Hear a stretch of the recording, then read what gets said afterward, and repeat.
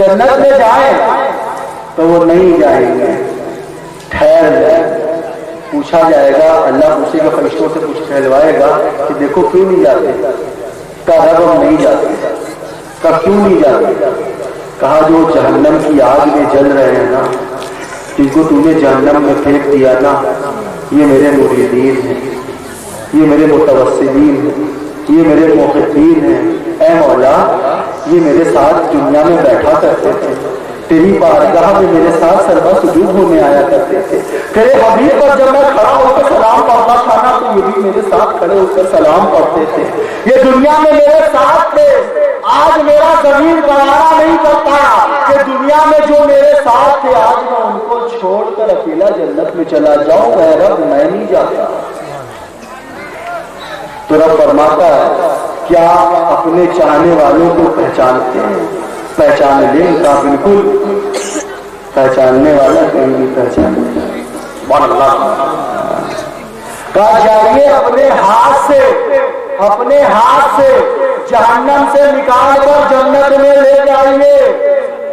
رب تو فرشتوں سے بھی کہہ سکتا تھا، لیکن بندے سے ہی کیوں کہا؟ اس لیے کہا کہیں اس کو یہ گمان نہ پیدا ہو جائے کہیں رب نے مجھے معاف تو نہیں کر دیا، کہیں رب نے مجھے معاف تو نہیں کر دیا، کہیں میری سزا مکمل تو نہیں ہو گئی۔ نہیں، بلکہ اس کو یقین کامل ہو جانا چاہیے کہ جو محبت، جو عقیدت، جو وسیلہ، جو واسطہ مجھے دنیا میں بچائے ہوئے تھا، آج آخرت میں بھی وہی نسبت، وہی وسیلہ، وہی واسطہ، وہی عقیدہ مجھے آخرت میں بھی جہنم سے نکال کر جنت میں لے کے جا رہا ہے۔ سبحان اللہ، سبحان اللہ۔ یا یہ ہے ولیوں کا مقام۔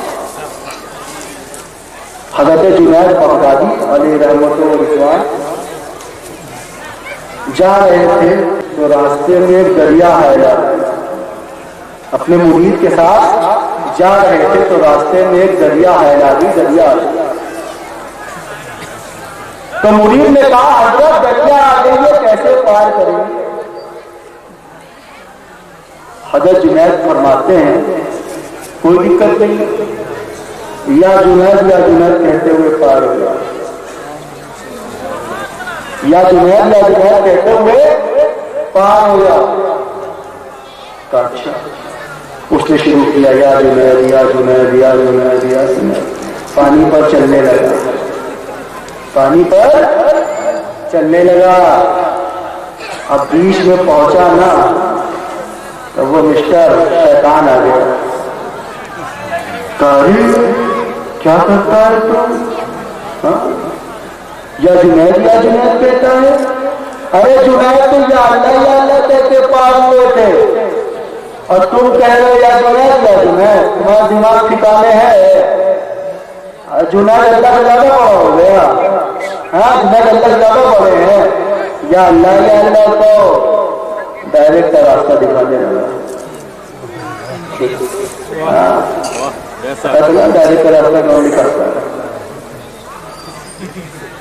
کہا کہ یا اللہ کو یا جنید کیوں کہہ رہے ہو؟ بس وسوسے میں آ گیا، بہک گیا، کہنے لگا یا اللہ۔ اب جیسے اس نے یا اللہ کہنا شروع کیا اور پانی میں ڈوبنے لگا، دونوں ہاتھ کھڑے کر دیے، حضرت بچائیے میں ڈوب رہا ہوں۔ تو حضرت جنید بغدادی فرماتے ہیں ارے نادان، ابھی تو جنید تک تو پہنچا نہیں، خدا تک پہنچنے کی بات کر رہا ہے، پہلے جنید تک تو پہنچا۔ میاں آج ہم عاشق مصطفیٰ کا دعویٰ کرتے ہیں، آج ہم غلام مصطفیٰ کا دعویٰ کرتے ہیں۔ اگر جو بات گفتار میں نظر آتی ہے، اگر وہی بات کردار میں بھی نظر آ جائے تو یہ کہنے کی ضرورت نہیں پڑے گی کہ تم عاشق مصطفیٰ ہو، بلکہ عاشق مصطفیٰ جس گلی جس سڑک سے گزرے گا زمانہ خود بخود پکار اٹھے گا، وہ دیکھو عاشق مصطفیٰ جا رہا ہے، اس کا چلنا کو دیکھو، اس کے بات کرنے کا انداز کو دیکھو، ارے اس کا ہر انگ، ہر ڈھنگ خود بخود بیان کرے گا کہ یہ کس बारगाह का गुलाम है, कहने की जरूरत नहीं पड़ेगी। अरे जन्नत के तलबगारों, आओ एक आशिक से पूछते हैं कि जन्नत की हकीकत क्या है। बड़ा लतीफ वाकया है, सुना गाँव में वाकयात बहुत चलते हैं, सुनाता हूं। क्या? आओ एक आशिक से पूछते हैं जन्नत की हकीकत क्या है। नबी का एक आशिक था, नबी का एक दीवाना, एक परवाना, एक मस्ताना, नाम उसका बोहलोल दाना। नाम था उसका बोहलोल दाना। क्या निजाम है साहब, जो दीवाना होता है ना, दुनिया उसे दाना कहती है। खैर क्या हुआ, हजरत बोहलोल दाना बाजार में बैठकर मिट्टी का घिरौना बना रहे। क्या? बाजार में बैठकर मिट्टी का घिरौना बना रहे थे। बादशाह वक्त हारून रशीद का जमाना, यहाँ हंगामा बपा हुआ, होशियार खबरदार बाबुलाहिजा, बादशाह वक्त हारून रशीद की सवारी जा रही है। अब सब लोग बादशाह वक्त की सवारी जा रही है, मजाक बात है। जिसको देखो झुकता जा रहा है, झुकता जा रहा है, अदब में झुका जा रहा है। दीवाना तो अपनी दीवानगी में मस्त है। दीवाना ने कहा, होगा बादशाह अपने घर का, होगा बादशाह अपनी सल्तनत का, हमारे बादशाह से बड़ा थोड़े कोई बादशाह है। जब कोई उसको बादशाह बना लेता है ना, तो बाकी सारे बादशाह उसके सामने उसके गुलाम बन जाएगा। खैर अपनी दीवानगी में मस्त है। हारून रशीद की सवारी निकली और बगल से गुजर गई। जब आगे गई तो हारून रशीद ने कहा, अरे वो उधर कौन बैठा था, यहाँ तमाम दुनिया अदब बजा लाई, वो कौन दीवाना बैठा था जिसने पलट कर मुझे नहीं देखा। वापस ले चलो सवारी उधर। पता क्या चला कि दीवाना किसी की तरफ मुतवज्जा नहीं होता, बल्कि दुनिया दीवाने की तरफ मुतवज्जा होती है। दीवाना हर किसी को देखता नहीं, और जिसको देख लेना उसको भी दीवाना बना देता है। बाहर गए, सवारी वापस लौटी, मलिका जुबैदा उतरी, मलिका जुबैदा पास आई, पूछी, हजरत आप ये क्या कर रहे हैं? तो फरमाते हैं, देखिए मैं जन्नत में महल तामीर कर रहा हूं, मैं जन्नत में महल तामीर कर रहा हूं। अच्छा अच्छा, उसको बेचते भी हैं? कहा बेचता हूं। तो कितने? का 4 दिरहम। अच्छा 4 दिरहम दिया, 4 दिरहम दिया, और बोहलोल दाना ने उस महल के ऊपर लिख दिया जुबैदा। कहा तुम्हारे नाम का महल हो गया जन्नत। अब जब वापस लौटी अपनी सवारी की तरफ, वापस लौटी जब अपनी सवारी की तरफ, तो हारून रशीद ने कहा, अरे बेगम तुमको कोई अकल नहीं है, तुमको कोई भी बेवकूफ बना देता है, तुम बड़ी नादान हो, बड़ी भोली हो, बताओ तुमने 4 दिरहम बर्बाद कर दिए। ऐसा भी होता है कोई कि जन्नत में महल तामीर होता है, कि तुमने क्या किया? अरे रुसवा किया। मलिका जुबैदा ने रुसवा के घोट पी लिए। खैर आ गए। जब रात में हारून रशीद अपने मखमल वाले शाही तख्त, शाही पलंग पर लेटे, रात में ख्वाब में देखा क्या कि बड़ा हसीन मंजर है, बागात और नहरें जारी है। मालूम पड़ रहा है कि ये जन्नत का नजारा है। दूर से देखा तो एक महल नजर आ रहा था जो कि मोतियों का बना हुआ था। उसमें कशिश इतनी थी, करंट इतना था कि वो इनको अपनी तरफ घसीट रहा था। उस महल की तरफ ये बढ़ते हैं। जब महल की तरफ पहुंचते हैं, देखते हैं बड़ा खूबसूरत मोतियों का महल है। जब महल के और करीब पहुंचे तो देखा क्या कि उस पर मलिका जुबैदा के नाम की तख्ती लगी हुई है। अरे ये चौड़े से होकर जब पास पहुंचे महल के, तो दरबार ने रोक लिया, इधर जाते हो? कहा तुम देखते नहीं ये जुबैदा का महल है? कहा है तो? कहा तुमको पता नहीं ये मेरी زبیدہ میری بیگم ہے. کہا سنو یہ آخرت ہے آخرت، یہ تمہاری دنیا نہیں ہے. بس اتنا کہنا تھا کہ حافظ رشید کی آنکھ کھل گئی.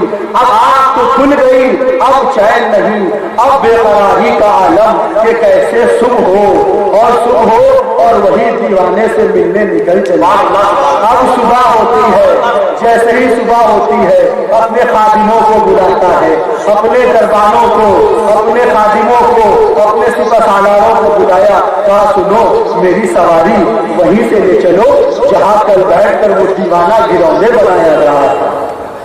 سواری اسی راستے سے نکالی جاتی ہے، وہی راستے پر وہ دیوانہ پھر اپنی دیوانگی میں مست ہے.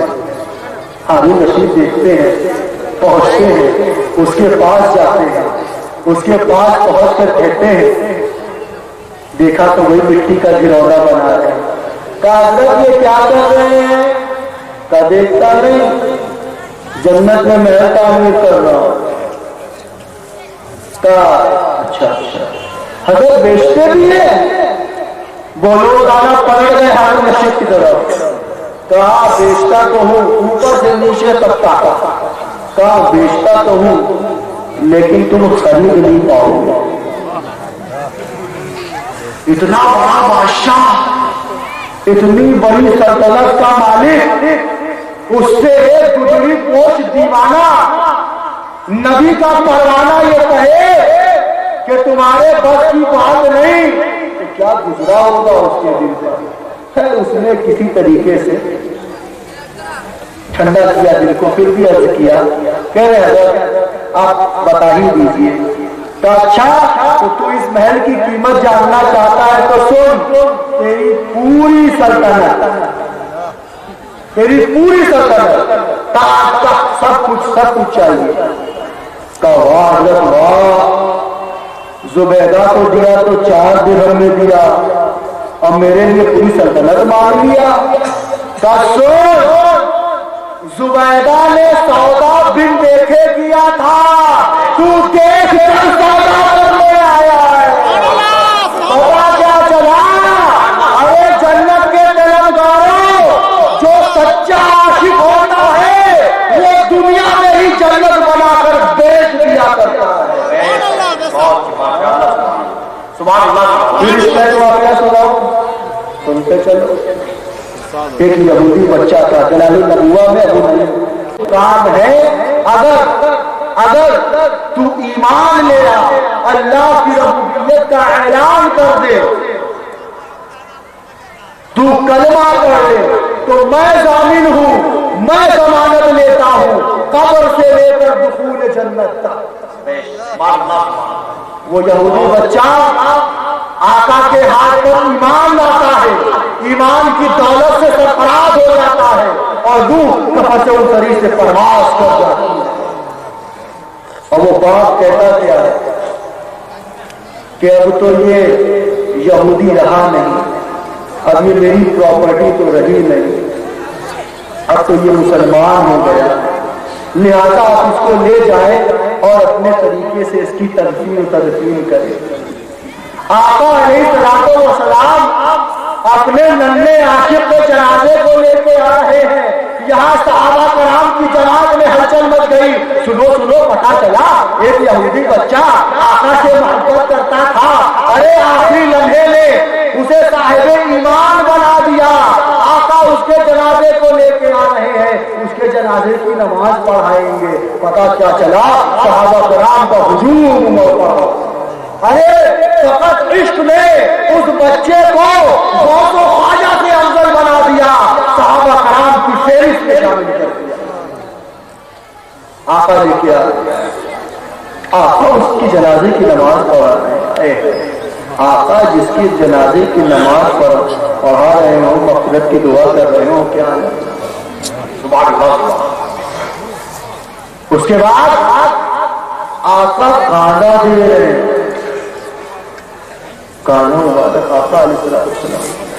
ایک صحابہ نے پوچھا آقا علیہ السلام آپ کو میں نے دیکھا جب آپ جنازے میں چل رہے تھے تو آپ پنجوں کے بل چل رہے تھے، پنجوں کے بل کیوں چل رہے تھے؟ تم کو نہیں پتا ارے عاشق کا جنازہ ہے، ذرا جھوم کے نکل رہا ہے۔ ارے تمام فرشتے زمین پر اتر آئے تھے، قدم رکھنے کی جگہ نہیں تھی، اس لیے میں پنجوں کے بل چل رہا تھا۔ پھر آقا قبر میں بھی اترے، کافی دیر بھی ہو گئی، تو پوچھا صحابہ نے آقا بڑی دیر ہوگی، کیا بات ہے، بڑی تاخیر سے آئے ہوگا؟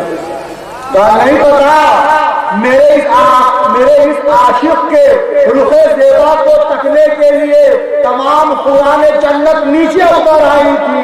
ارے تاب اتنی بڑھ گئی تھی کہ میرے جسم سے بھی میرے پسینے کے چند قطرے اس کے جسم اور کفن پر پڑ گئے ہیں۔ اب قیامت تک اس کا جسم مہکتا رہے گا، چمکتا رہے گا۔ یہ ہوتا ہے عاشقوں کا مقام۔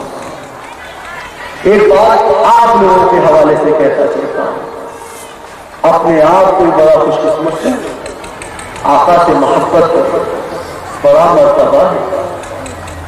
مشکات شریف کی حدیث بیان کرتا ہوں، آقا علیہ الصلوۃ والسلام صحابہ کرام کی جھرمٹ میں بیٹھے ہوئے، بہت عجیب بہت پیاری حدیث بیان کر رہا ہوں۔ آقا علیہ الصلوۃ والسلام تشریف رکھے صحابہ کرام کی جھرمٹ میں۔ آقا نے پوچھا صحابہ سے کہ یہ بتاؤ کہ سب سے عجب اور اعلیٰ قسم کا ایمان کس کا ہے یا ہوگا، جو تم کو استعجاب میں ڈال دے، تعجب میں ڈال دے، ایسا ایمان کس کا؟ تو صحابہ نے فرمایا کہ فرشتوں کا ایمان، ملائکہ۔ تو آقا فرماتے ہیں کہ ان کے ایمان عجب ہونے میں کون سی بات ہے؟ اللہ کی مناجات میں رہتے ہیں، یہ